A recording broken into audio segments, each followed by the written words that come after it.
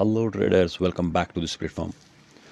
दोस्तों, forex trading में अगर आपको लॉट साइज़ का नहीं पता, बाय या सेल करते वक्त लॉट साइज़ को कैसे सेट करते हैं, ये क्या चीज़ है, अगर आपको इस बात का इल्म नहीं है तो फिर आपको किसी चीज़ का इल्म नहीं है। ये बात ज़हन में रखिए। लॉट साइज़ सीखे बगैर आप कुछ भी नहीं कर सकते। आप अपना अकाउंट जो बैलेंस है पूरी तरह से बर्बाद कर देंगे। तो वीडियो को ज़रूर देखें एंड तक, ठीक है। तो अच्छी लगे तो लाइक ज़रूर करना और चैनल को सब्सक्राइब करना, ठीक है।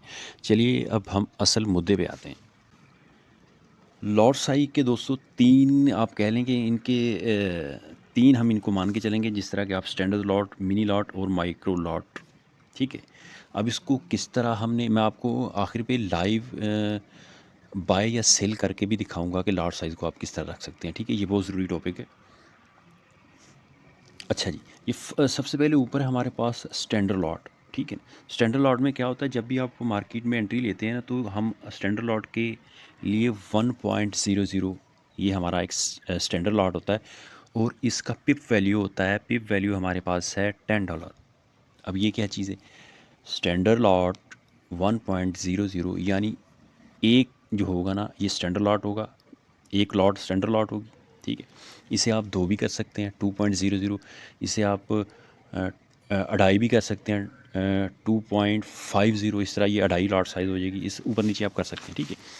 वन स्टैंडर्ड लॉट और एक इसका पिप वैल्यू होगा $10, ठीक है। कितना होगा, $10। ये स्टैंडर्ड इसका मैं आप रेट बता रहा हूँ, $10।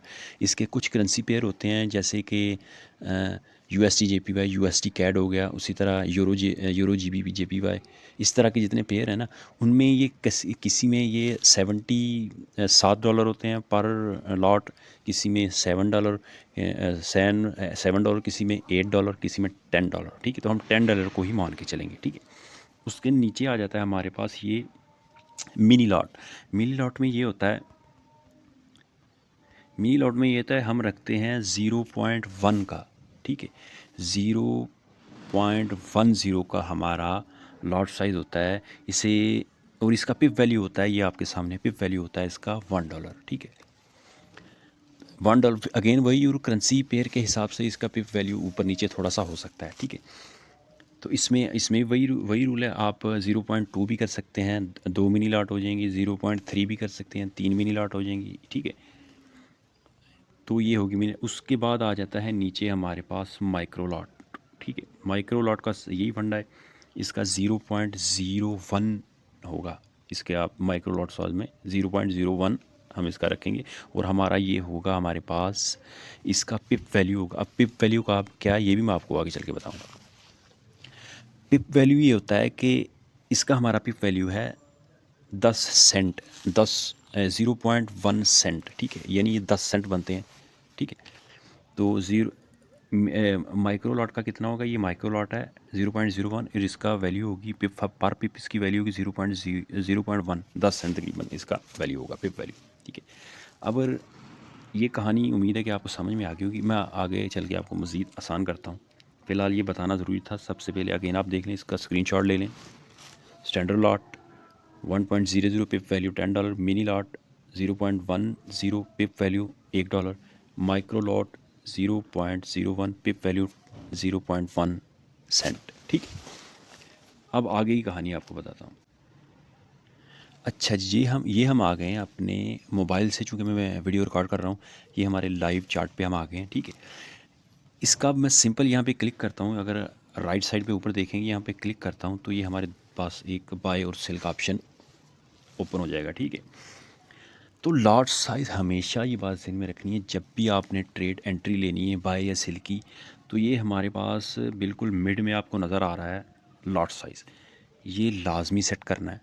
अब फॉर एग्ज़ाम्पल अगर हम रख रहे हैं अपना, कितना रख रहे हैं, हम रख रहे हैं 1 स्टैंडर्ड लॉट, तो 1.00 ये हमारी स्टैंडर्ड लॉट हो जाएगी। और अगर हम मिनी लॉट रख रहे हैं तो 0.1 हो जाएगी, ठीक है। और अगर हम रख रहे हैं माइक्रो, तो वो हमारा होगा 0.01, ठीक है। अब ये आप कमेंट में बताएं, ये हमने कौन सी लॉट साइज रखी। ये हमारे पास है मिनी लॉट साइज 0.1 की, ठीक है। और इसकी हमारे पास BTC है, इसका पिप वैल्यू तकरीबन $1 होगा, ठीक है ना। $1, ठीक है। अब पिप वैल्यू क्या चीज़ है? फॉर एग्जांपल मैं यहाँ से आपको बताता हूँ,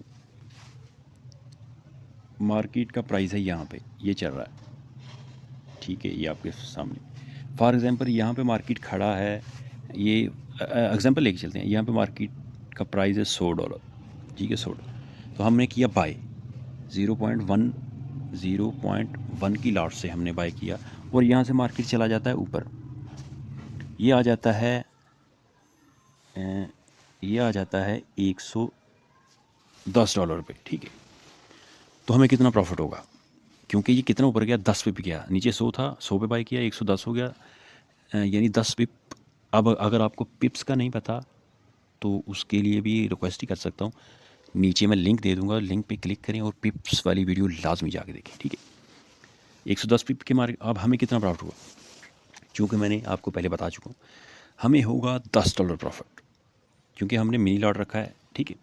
और अगर $10, क्योंकि हमने मिनी 0.1 की लॉट रखी है, अगर फॉर एग्जांपल हम 0.2 की रख लेते लॉट साइज़, तो हमारा कितना प्रॉफिट होता है? 110 पे जाके हमारा होता है $20 प्रॉफिट, ठीक है। तो ये कहानी है लॉट साइज़ की। अगर आप लॉट साइज़ सेट नहीं करते, अगर आपके पास फॉर एग्जांपल आपके पास बैलेंस है $500, ठीक है, और आप यहाँ पे रख लेते हैं $500, यहाँ पे रख लेते हैं लॉट साइज़ 1 स्टैंडर्ड लॉट, ठीक है, 0.00। तो अगर 10 पिप, अगर आप मार्केट में आपने बाई की, 10 पिप मार्केट ऊपर गया तो कितना डॉलर प्रॉफिट होगा? 10 पिप गया तो $100 आपका प्रॉफिट होगा ना, क्योंकि आपने 1 स्टैंडर्ड लॉट का पिप वैल्यू है $10, तो 10 $100 आपका प्रॉफिट होगा। अगर आपके अगेंस्ट मार्केट चला गया, नीचे गिर गया और आपने बाई किया, तो वही आपका $100 लॉस हो जाएगा। ये बात इन में रखिए, ठीक है। तो इसलिए लॉट साइज़ को मैनेज करके चलना, ये एक बहुत बड़ी फॉरेक्स ट्रेडिंग में कामयाबी है।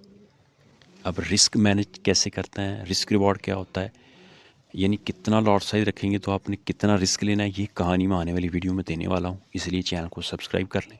और पिप वाली वीडियो अगर नहीं देखी तो नीचे डिस्क्रिप्शन में लिंक दे दूँगा। वीडियो अच्छी लगी हो तो लाइक कीजिए, चैनल को सब्सक्राइब कीजिए, कोई सवाल है तो कमेंट बॉक्स में पूछ सकते हैं। Thanks for watching.